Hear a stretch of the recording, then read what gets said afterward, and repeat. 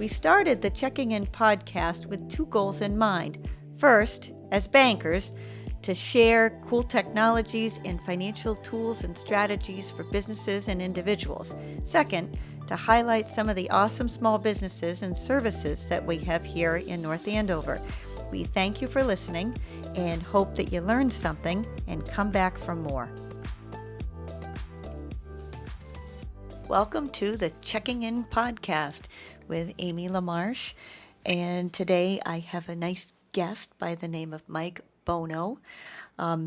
He runs a program called Soccer Shots out of the North Shore and southern New Hampshire.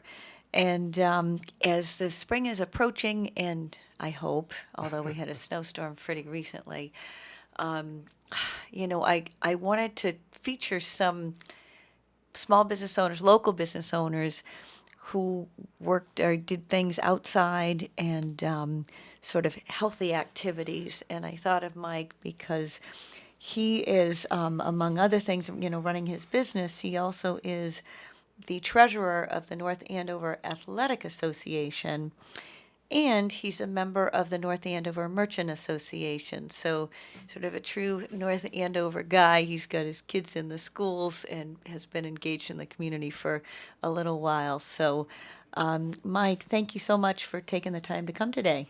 Thanks, Amy. Glad to be here and excited to share the Soccer Shot story. Great. Well, why don't you start the story? So what is Soccer Shots? And, why do you do it? Yeah, so Soccer Shots is an engaging children's soccer program geared towards children 2 to 8 years old with a heavy focus on character development skills. Our wheelhouse is children 2 to 5. Not only are we teaching age-appropriate soccer skills, but we're also teaching kids things about respect and confidence and believing in themselves, teamwork, sharing, which are very important. And we get them at the youngest of the young, where we can really try to positively influence them, not only on the field, but off the field as well. I'm trying to picture a 2-year-old playing soccer. When my kids were younger, I coached the little kids when, at 4 and 5, when they sort of have this giant clump and they move together down the field, and then there are some outliers. There's a kid picking dandelions and there's somebody else scratching their knee. But can you try to paint a picture Sure. of this practice with these little kids? It can be a little chaotic, for sure.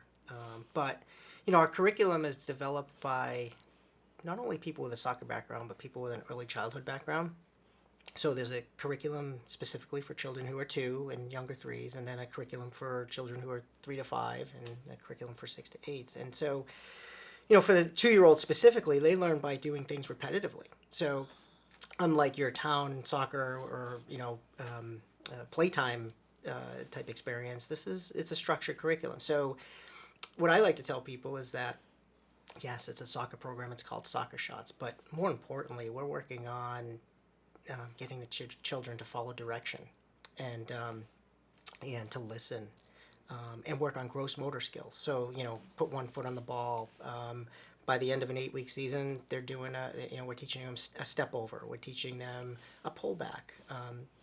We're teaching them a big kick. Now, does that go as smoothly as I'm making it sound? Not always, rarely actually, but the key is the kids, even though if you don't think they're listening, they are listening. And, it's fun to have parents come back, and say, my child was talking about the word respect at home. They were talking about belief, I can do it. And so, yeah, I mean, it can be a little chaotic, but they are getting a lot out of the program. Yeah, that's great. I wish I'd known when my kids were that little. Yeah. So, again, picturing the mass of kids running down the field chasing a ball. You have any funny stories about some of the maybe mishaps or just cute things that happen out there? Yeah, I mean, you have it's 2, 3, 4, 5. So some of the kids, they're just learning how to go to the bathroom. How to how to get out of a diaper, and so there have been a few situations where we got a waterfall going on Soccer Island, and so things like that. But you got to understand who you're working with, and so if you take yourself too seriously, then it's no fun for everybody. But I go back to. I always tell like our coaches, and I even try to tell parents, everything we do in our life is with our hands. And the kids pick up the balls, and the parents are like, no, you can't use your hands. And it's like, it's okay. They're not grabbing onto you. They're not crying. They're participating. Just like we're all worried about when our children can start walking. Everybody starts walking, and they'll all learn how to use their feet, just at different stages. And so, yeah. It's lots of fun as long as you engage the right way. Even when there's a waterfall going on Soccer Island. No, I'm sure, because again, it's all about fun. And if Yeah. you yell at a kid for having an accident, then it makes the whole experience, Yeah. intimidating and unfun. But what I want to understand too is like, how did you get into this? What drew you to soccer at this young age and this sort of activity? Yeah, so like a lot of people, I was in the corporate world and just wasn't having fun. I was with the same company for almost 20 years. It was in financial services, more in the back office end. And I was doing a lot of traveling globally too, and bought by a private equity firm, and then bought by another firm, and it was always like you got to do more with less. I got sick of telling employees, you're doing a great job. Here's your 1.5% raise. Meanwhile, you have to take away from somebody else if you want. It's like sort of the bell curve model, right? You got to take away from somebody else if you want to reward another person. And I wake up and I'm like, what am I doing? Life's too short. How many people around me?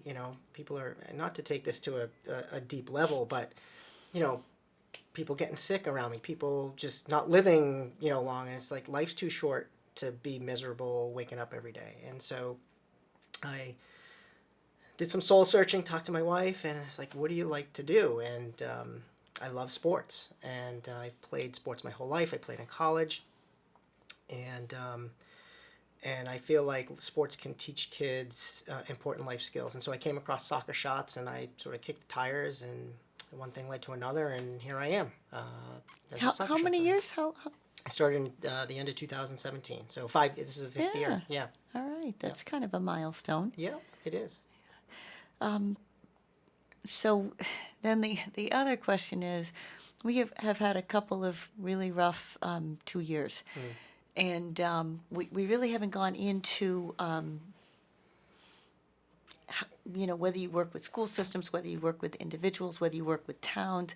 So I want to understand that and how a parent can sign their kid up, how that works, but also how you were able to work through the pandemic to provide activities and do it safely and so on. So if you could elaborate. So we run our program. There are a couple of different channels we use to run our programs. We go into a lot of preschools and child care centers. So in North Andover, we're at Little Sprouts, for example. We've done programs at New England Montessori. We also go into elementary schools. So we'll do an after-school program in Portsmouth, New Hampshire, in all of their elementary schools. And, the school gets out at 2:30. Parents, instead of picking them up at, 2:30, they'll come at 3:30 and we'll run a program. And we also do park programs, so that aren't affiliated with any schools. We'll just rent the space, and then anybody can join. You don't have to be affiliated with a school. We also partner with the Parks and Rec department. So, for example, we're partnering with Methuen Parks and Rec. We partner with Hamilton Wenham, Newburyport, and Stoneham Parks and Rec. So those are all the sort of channels that we use to run our programs. As far as like the last couple of years, it was tough. 2020 was obviously very tough. It was tough for everybody, but we were able to manage through it. I think the summer of 2020, we ran some programs outside, which parents were very appreciative. I mean, with this age group, you keep the kids inside, and they start going, going stir crazy. Then the parents do too. So it was good to get them outside. We ran, more people signed up in the fall, and everybody had masks on, even though it was outside. And the that winter of 2020 into 2021, again, another tough time. We really didn't have a lot going on. I actually substituted at the middle school because my kids were home, my wife was home. Like, I gotta get out of here, and they had signs on Main Street saying we need help. So I'm like, all right, I'll raise my hand, and if I can help out, I will. You taught history or something? It was eighth grade. I didn't actually teach anything. No, it was good. I mean, and at that point, teachers not coming in and whatever, so they really needed a lot of help. And then, come the spring of 2021, things just started to explode. It exploded because another tough winter. Everybody's inside. Everybody's looking for something to do outside that's structured, and the sad part of it was I had to say no to a lot of people. Our wait lists were crazy because I couldn't find enough coaches to fulfill all of the registrants. And yeah, from a business perspective, it was like, oh man, yeah, there's revenue sitting on the table, right? Like any business person would say. But more importantly, what was that? Like, the kids needed this. They needed something outside. They needed something structured. And so it was heartbreaking to say, no, unfortunately, we don't have space. And I just don't say, all right, well, we're going to take you on. Yes, you can do it, you can do it, you can do it. And then you have all these kids, and you get the coaches are overwhelmed. It's just not adding the value that Soccer Shots is about. And so we really try to keep the classes small. So that leads me to another question. How do you find your coaches? Who are they? Yeah, so a lot of different backgrounds, actually. Locally, we have 2 fourth grade teachers in North Andover. So Coach Caitlin is a 4th grade teacher at the Franklin School, and Coach Alyssa is a 4th grade teacher at Sargent. We have, there's a girl who works for the Celtics who lives in North Andover, Coach Mo. And we also have some college students who attend Endicott, coach in the Hamilton area. I have a couple of former Division I soccer players, who one's a physical therapist, another one works for Raytheon in Andover, and they love soccer. They want to stay involved in the game. They're very overqualified, I guess. Yeah, and well, I'll talk about that in a second. But I also have two moms who have really young children who are looking to do. They drop their children off at daycare, and they're like, okay, we want to do something sort of in the morning. So I love it. But as far as the qualifications go, some of my best coaches have never played soccer before. For 2 to 5 years old, it's more about connecting with the kids. Yeah. It's less about the drills and the skills. We're not teaching them bicycle kicks. We're Yeah. we're really working on those gross motor and listening. So it's engaging with the kids rather than, the soccer stuff. Strategy. Yeah, right. Oh, all right. Well, that's really cool. I'll have to watch it in action someday. As you were talking about the winter programs, do you do anything inside? Yeah, so we actually are ending our winter program here in North Andover. We do it at the Thompson School.